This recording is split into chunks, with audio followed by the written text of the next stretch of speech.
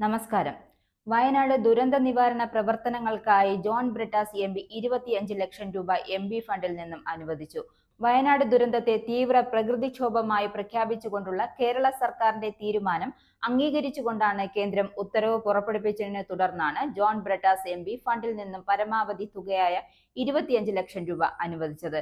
എംപിമാരുടെ പ്രാദേശിക വികസന പദ്ധതി ഫണ്ടിന്റെ ചട്ടം 8.1 പ്രകാരം കേന്ദ്ര സർക്കാർ ഒരു സംസ്ഥാനത്തുണ്ടാകുന്ന പ്രകൃതി ദുരന്തത്തെ രൂക്ഷ സ്വഭാവത്തിലുള്ള പ്രകൃതി ദുരന്തമായി പ്രഖ്യാപിച്ചാൽ രാജ്യത്തെ എല്ലാ സംസ്ഥാനങ്ങളിൽ നിന്നുമുള്ള ലോകസഭ, രാജ്യസഭ എംപിമാർക്ക് 1 കോടി രൂപ വരെയും, ചട്ടം 8.2 പ്രകാരം അതായത് സംസ്ഥാന സർക്കാരുകൾ രൂക്ഷ സ്വഭാവത്തിലുള്ള പ്രകൃതി ദുരന്തമായി പ്രഖ്യാപിച്ചാൽ ആ സംസ്ഥാനത്തെ മാത്രം ലോകസഭ, രാജ്യസഭ എംപിമാർക്ക് 25 ലക്ഷം രൂപ വരെയും ദുരന്തബാധിത പ്രദേശത്തെ പുനർനിർമ്മാണത്തിനും പുനരധിവാസത്തിനുമായി വകയിരുത്തുവാൻ കഴിയും. ഇതനുസരിച്ച് കേരള സർക്കാർ കഴിഞ്ഞ മാസം 16-ാം തീയതി വയനാട് ദുരന്തത്തെ രൂക്ഷ പ്രകൃതി ദുരന്തമായി പ്രഖ്യാപിച്ചുകൊണ്ടുള്ള ഗസ്റ്റ് വിജ്ഞാപനം പുറപ്പെടുവിച്ചിരുന്നു.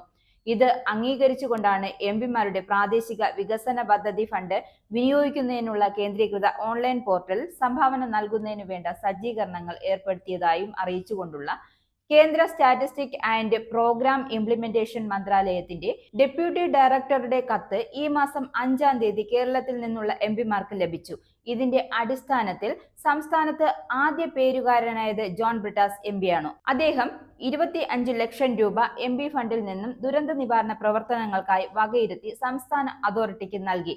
എന്നാൽ ദേശീയ തലത്തിൽ ചട്ടം 8.1 പ്രകാരം വയനാട് ദുരന്തത്തെ രൂക്ഷ സ്വഭാവത്തിലുള്ള പ്രകൃതി ദുരന്തമായി പ്രഖ്യാപിക്കണമെന്ന സംസ്ഥാനത്തിന്റെ ആവശ്യം ഇതുവരെയും കേന്ദ്രം അംഗീകരിക്കാത്ത കാരണം രാജ്യത്ത് ഉടനീളമുള്ള ലോകസഭ, രാജ്യസഭ എംപിമാർക്ക് തങ്ങളുടെ എംപി ഫണ്ടിൽ നിന്നും 1 കോടി രൂപ വരെ വയനാട് ദുരന്ത നിവാരണ പ്രവർത്തനങ്ങൾക്കായി സംഭാവന ചെയ്യാനുള്ള അവസരമാണ് കേന്ദ്രം തടയുന്നതെന്നും ആയതിനാൽ എത്രയും വേഗം ദേശീയ തലത്തിലും വയനാട് ദുരന്തത്തെ രൂക്ഷ സ്വഭാവത്തിലുള്ള പ്രകൃതി ദുരന്തമായി കേന്ദ്രം പ്രഖ്യാപിക്കണമെന്നും ജോൺ ബ്രിട്ടാസ് എംപി ആവശ്യപ്പെട്ടു.